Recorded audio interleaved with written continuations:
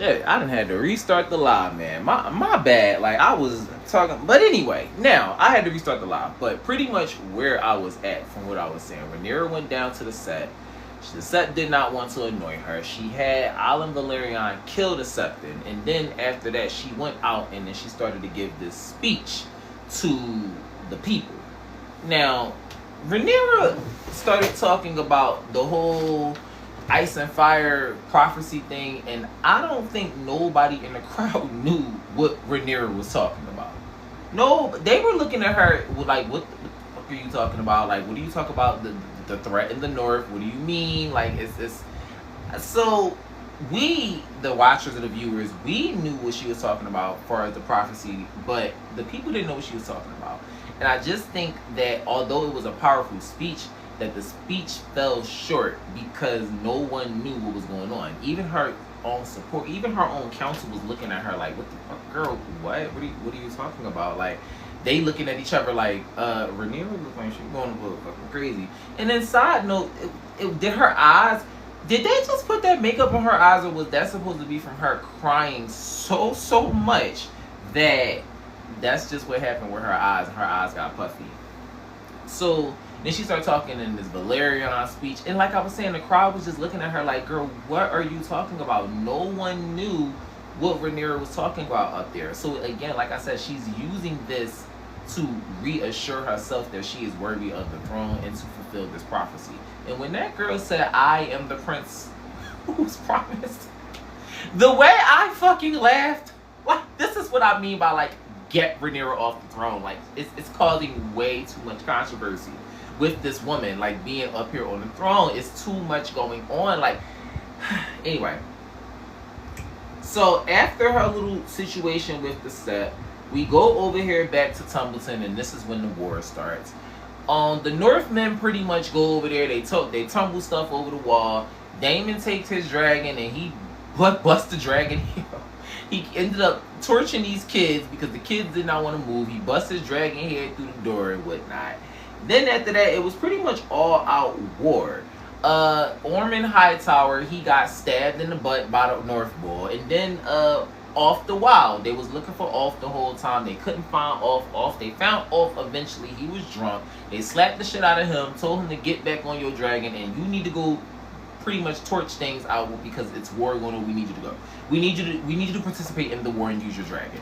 He goes out with Silverwing. Silverwing starts torching the fuck out of Tumbleton. I did not know he was going to torch the whole fucking city up. And then he goes and sees Ormond Hightower, and he's like, fuck you too, because you slapped the shit out of me and embarrassed me in front of the people. So he torches Ormond Hightower too, which quite frankly I was very happy to see, because Ormond Hightower was a bitch and he was doing a whole lot of nut shit throughout the whole situation, throughout the whole episode, throughout the whole season. I did not really care for Ormond Hightower. He was an evil, sick, sadistic, twisted-minded person. So he deserved to get burnt by Ulf and torched by the dragon and stabbed in the ass by the Northmen. He deserved every piece of what he got.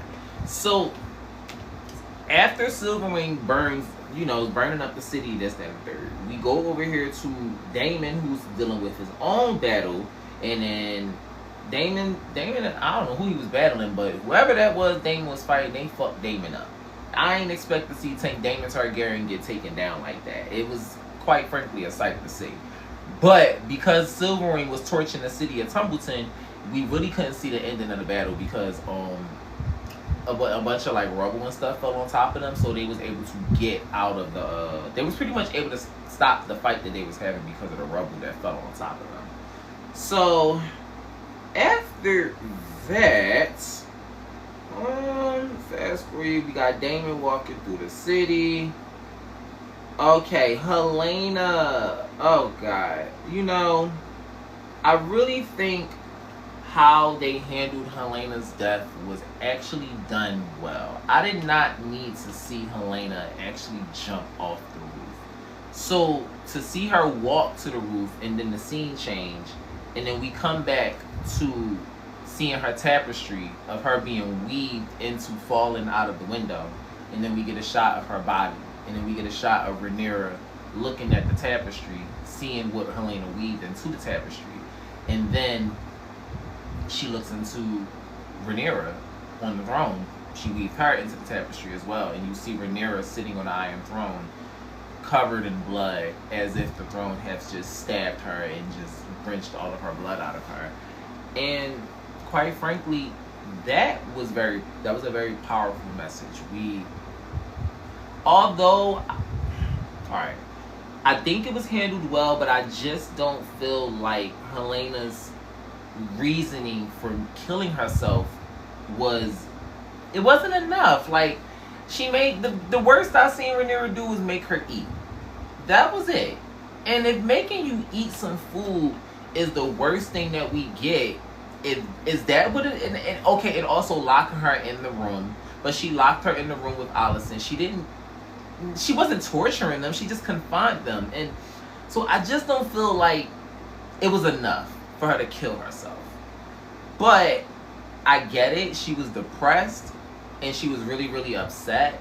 And then there's the whole thing about what are they going to do with her unborn child. I guess this is how they're going to deal with the story of her unborn child, because in the books there's a completely different way to how her third child, which was Maelor, I think Makor or Maelor or something like that, but they never showed him in this show. But he is in the books. So what are they going to do with that? And she was also pregnant. So I guess this is the ending that they chose to do with her unborn with her and Maelor. They never even said his name in the show. So I guess that's what we get from that. Another thing I wish you would have got from Helena is her actually riding her dragon. I think what we got in that last episode was a vision of her being on top of Dreamfire. We got to see it in the vision, but we never got to see it in actuality. Seeing it in the actuality would have just been much more powerful, in my opinion, versus just seeing it inside of a vision. But it probably was budget issues or some type of reason. It was clearly a reason why they never actually did it. I'm going to go on lean on the fence. It probably was budget issues or like money or something like that, because why else wouldn't they actually do it? It's an actual important part to the story. It's, if you read the books, you know how important Dreamfire is to Helena. So I wish you would have got to see more with that. What else? Was that it? What was that it? Let me see. What else? The tapestry, okay, so then Alicent, we got a scene of Alicent with like a bunch of butterflies fluttering. So I think that was supposed to be symbolism of Alicent actually knowing that something bad happened to Helena. And then, yeah, that was pretty much it. That was the last scene of Rhaenyra looking at herself on the Iron Throne with the blood coming out of her. So, and again, very, very, very good way of how they handled it. I think we got a lot of action in the episode. It's a whole bunch of extra little things that went on within this episode that I probably skipped over or whatever, because I was just fast forwarding through the episode to remember some of the points. Next time I do a little show breakdown, I'll probably write down the point. Listen, I'm a much better presenter when I have the material here in a much more organized way. This was me. I literally just watched the show and I just was like, all right, let me go back and fast forward through some of the scenes and just talk about some of the main points that I thought were good in the episode. And some of the things that I also could have thought that they could have done better. So overall, I'll give it about a solid 8.5 out of 10 because it really, really was good. I think some things in the books are just a lot more cruel and a lot more grand that it makes it difficult to them to bring it to life on the actual screen because of budget issues and things with the script. And they also don't like to use the same material from the actual book. Like, they use it, but they switch it up and they make the show its own thing, which is good, but at the same time it also leaves out a lot of things. So overall, Team Green for me. I'm so happy that Aegon is back. I am so happy that Aegon is back with Sunfire, and I really, really like with him going to go get his brother Aemon and not wanting to just automatically kill him and joining forces with him instead. And then far as him saying that he never said that he was going to go kill his little brother Daeron, But he pretty much was like, we gonna go put this little twat in line, and we gonna get him in line, and then we're all gonna take our dragons and fly on King's Landing against Rhaenyra.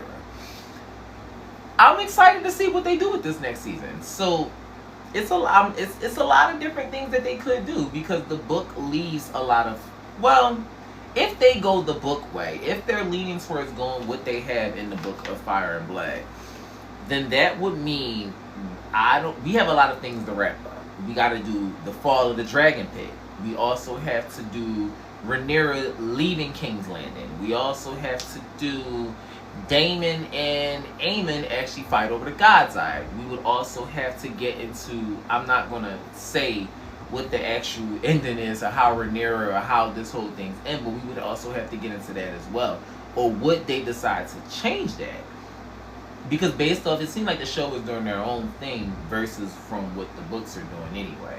So I would like to see what they do with it moving forward. I would definitely love to see that. But again, overall, I really, really did enjoy the show. I'm happy that I'm really, really happy that Aegon is back with Sunfire. And yeah, we'll see where they decide to go with this. Rest in peace to Queen Helena. She was a very sad character, one of the most innocent characters out of the entire show. So a character who really did not deserve the treatment that she got. She really could have. She was a person who just wanted to raise her children. It's just sad that she was a pawn inside of this, and we never got to see her use her dragon. So, you know, rest in peace to Queen Helena. Rest in peace to Ormond Hightower. And then also we got to see what happens with Daemon Targaryen. I don't think we saw him or his dragon leave. There's also the other Hightower guy, the other gay one. I forgot his name. Gawain Hightower. We got to see what happens with him. And yes, I'm looking forward to see what happens next with House of the Dragon. So yeah, that was that. That was my House of the Dragon has been one of my favorite shows since Game of Thrones was actually my favorite show. So yeah, I'm trying to see if there's anything else going on real quick before I decide to hop off the joint for the night, because it's late. It's 1:51 in the morning. I gotta get up in the morning. I gotta go to the gym. I work. I got other things to do, and I really ain't planning on talking about a whole lot of things tonight. This is really just it. So yeah, that's about it. Everybody have a good night. I'm about to take my ass to bed. Hopefully y'all all have a good night. And again, thanks for joining me. If anybody came on this live to talk about House of the Dragon tonight. And yeah.